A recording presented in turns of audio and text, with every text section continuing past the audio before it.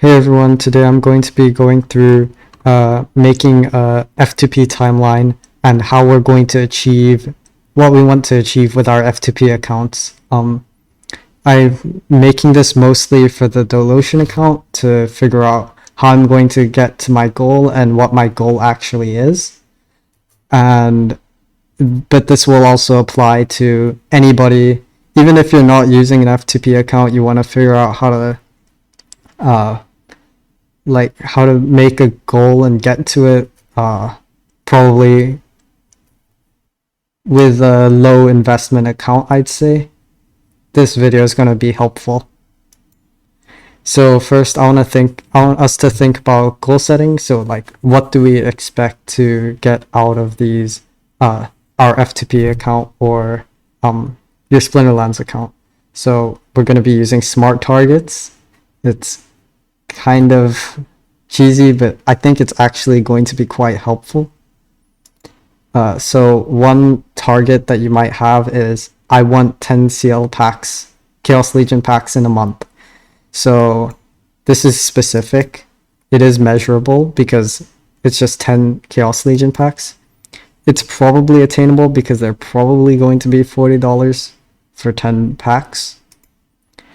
It's realistic in my opinion, but some people are saying, oh, it's going to sell out in the general sale before anyone can buy any. But I don't think that's going to happen. And it is time bound because it's within a month. You also have to manage your expectations. You're probably not going to get $200 to spend after just 1 month of F2P grinding. I do want to do this, but I don't think that's realistic within the time that I'm giving myself. Maybe if this was 3 months, this might be okay. But in 1 month, this is just not possible.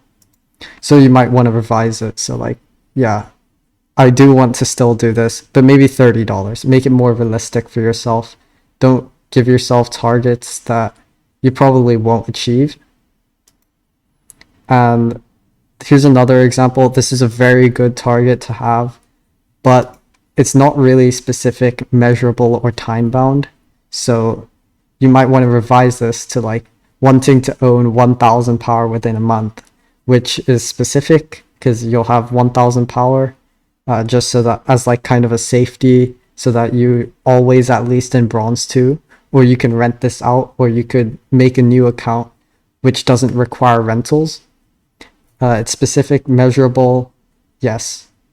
Attainable, definitely. It's around $40 probably, looking at the current collection power per DEC. It's realistic, and it's also time bound because it's within a month. So the timeline is going to look a bit like this, where we start with $10 on invested into a spellbook account, and here's our goal. I want to spend $30 on a Chibi art commission of Mimosa Nightshade in 1 month of F2P grinding.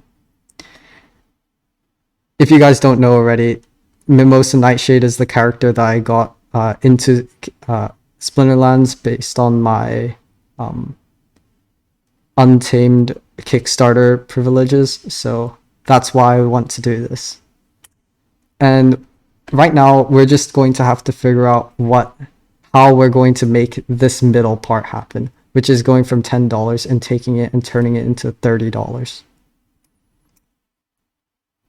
The timeline's going to look a bit like this, where we have to rent out of Bronze 3, build up some DEC to start renting into higher leagues. This part I've already done for the most part. I don't think I might be able to rent into Silver 2 already, but I'm not sure yet. And these 2 parts are going to be your preparation. And when you actually start grinding to reach your goal, it's probably going to be in gold, because right now, after the reward curve changes, gold is just the best place to be grinding in.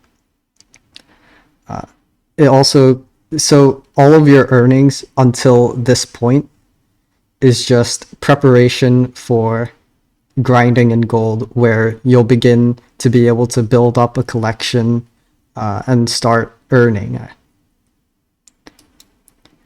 So here's the gold profitability breakdown. This part will be slightly, we'll have a little bit of maths. So we have all these three leagues. They each have different power requirements, different rating requirements. Rating requirements doesn't matter as much. It's mostly about the power requirements, because I'm going to be assuming that the power that you're renting would make you good enough, would make your collection good enough to be able to compete in these higher leagues. So at 100% ECR without any modifier, Gold 3 nets you about 31.2 DEC per battle. This was taken from, I believe, somebody else posted their battle, and I just took that and reverse engineered the bonuses to get this value.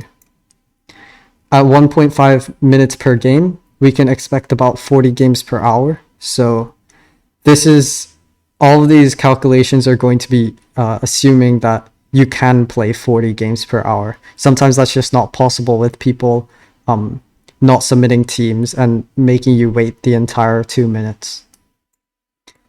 So from this, we can begin to make a function that calculates our expected DEC earnings. And first we take the ECR rate formula, which is 0.99 to the power of x, where x is the number of battles. Since we're playing so many games per hour, the hourly increase in ECR is negligible, but here's the formula anyway. If you want to check, this is probably wrong, but I just kind of guessed this. If you want to check this, go look at it, try and figure out a way to actually make this correct, because I think it's definitely wrong.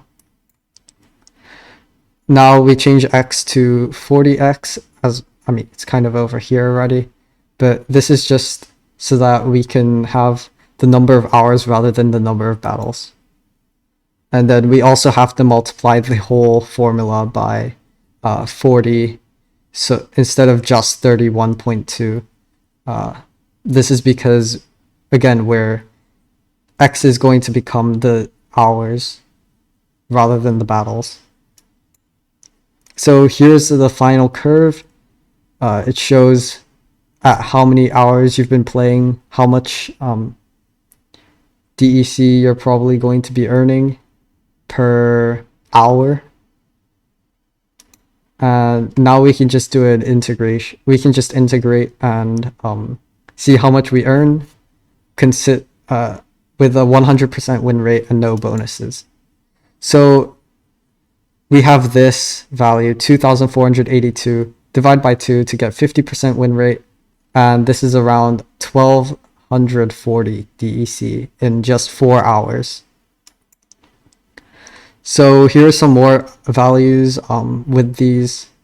So gold 1, you're getting about 2,634, 1,900 in gold 2, and in gold 3, you're getting about 1,240.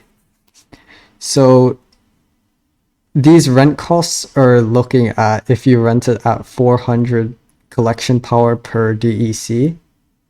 So these might not be accurate, but still, I believe you're getting much more than you're renting, even at 100 CP per DEC. I mean, in gold, oh, these are flipped. Okay, it's fixed later. But okay, gold 1 should be 375. So even in gold 3, if you were to rent at 100 CP per DEC, you'd still be turning a profit. Yeah, because it comes out to about 475 DEC. So you'd still be making a profit about 700, 800 DEC. So the next slide, we have our expected profits at 400 CP per DEC. So gold 1, you're going to be making 2,259, 1648, 1116.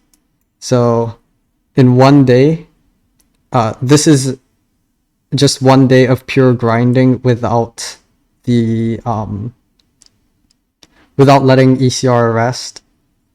I mean, not 1 day pure grinding. I mean, 4 hours of pure grinding.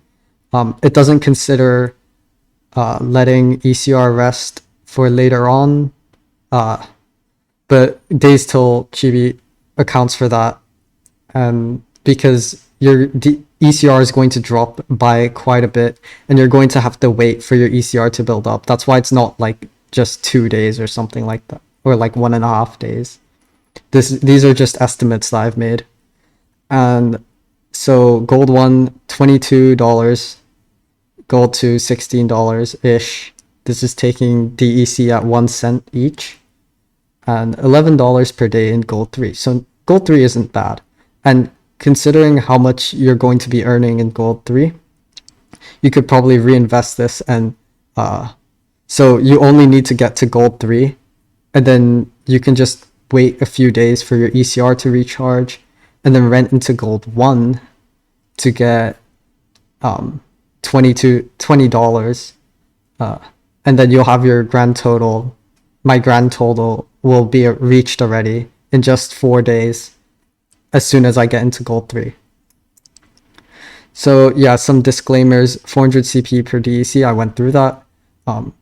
You do need to spend 4 hours within 24 hours of grinding every 3 or 4 days for your maximum efficiency.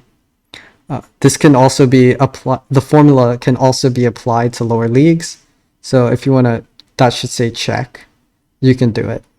ECR increase formula below is probably wrong. Spear, you can go figure this out for some extra credit. Another thing that you can try doing is factoring in the increase in ECR. Oh wait, that is here. This is the increased. This is the formula with increased ECR.